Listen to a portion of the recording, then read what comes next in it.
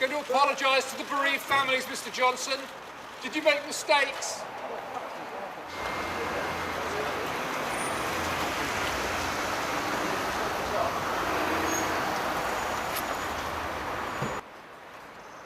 You're going to apologise to the bereaved families, Mr Johnson.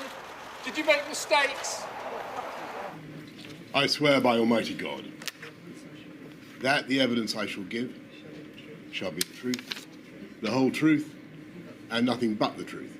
2019, when you were invited to form an administration following the resignation. By your leave, my lady, can I just say how glad I am to be at this inquiry, and how sorry I am for the pain and the loss and the suffering sit down. of Please stop. COVID victims. Please sit down.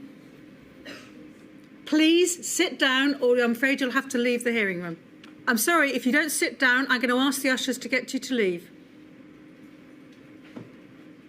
Right, ushers, please, could you ask them to leave? Could I say, by your leave, that I understand the feelings of these victims and their families, and I am deeply sorry for the pain and the loss and the suffering of those victims and their families.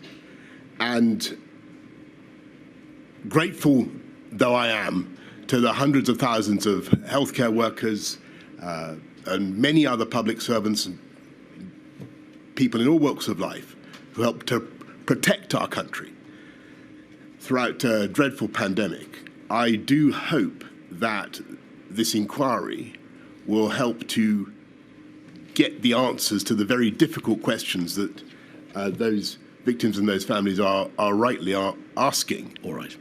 Can I, for the avoidance of doubt, make it absolutely clear I haven't removed any WhatsApps from my phone, and I've given you everything that I think you need. We may have made mistakes. I don't want to try to anticipate the discussion, which I'm sure we will get into, about the timings of MPIs, of lockdowns. Inevitably, we got some things wrong. I think we were doing our best at the time, given what we knew, given the information I had available to me at the time. I think we did our level best. Were there things that we should have done differently? Unquestionably, but you know, I would struggle to itemize them all before you now in a hierarchy. So I take personal responsibility for all the decisions that we made. Do you take responsibility for whatever my lady makes of the speed of the government's response in January, February, March of 2020? Of course. And the way in which the various moving parts of the government, the advisory committees, the departments, the agencies and so on responded? Of course. Do you take responsibility for the lockdown decisions, whichever way they went, and their timeliness, whatever my lady makes of them? The manner in which patients were discharged from hospitals into the care sector? Of course. The explosion of the virus within the residential care sector? Yes. The general speed at which the restrictions were eased? Yes. The Eat Out to Help Out scheme?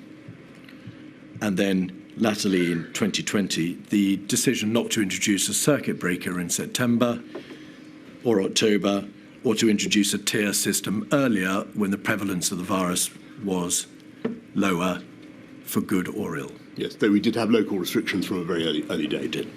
Why do you think that we had the rate of excess deaths in this country that we did ultimately have?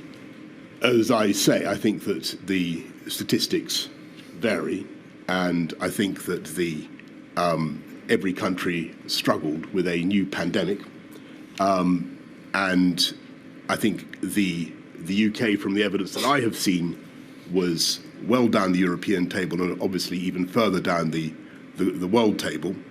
If I had to answer why I think we faced particular headwinds, I would say it was irrespective of government action. We have an elderly population, extremely elderly population. We do suffer, sadly, from lots of of COVID-related comorbidities. And we are a very, very densely populated country, the second most densely populated country in Europe, and that did not help. You're obviously extremely well aware of the argument that the lockdown decisions themselves, cumulatively and individually, contributed to the number of excess deaths. What do you say to that? I say that I don't know, but I'm aware of the arguments that are made. What I would say respectfully to people is that they were very, very difficult decisions, and the issue of the timeliness of lockdowns was clearly one that we considered very hard at the time,